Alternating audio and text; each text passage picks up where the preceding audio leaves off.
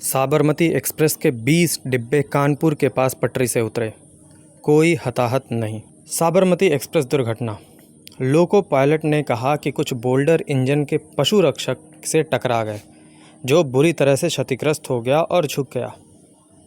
Railway के अनुसार पटरी से उतरने के कारण 7 ट्रेनों को रद्द कर दिया गया है और 3 ट्रेनों का मार्ग परिवर्तित कर दिया गया है। उत्तर मध्य रेलवे जोन के संपर्क अधिकारी शशिकांत त्रिपाठी ने कहा, इसके अलावा यात्रियों को वापस कानपुर ले जाने के लिए 8 डिब्बों वाली मेमू ट्रेन कानपुर से दुर्घटना स्थल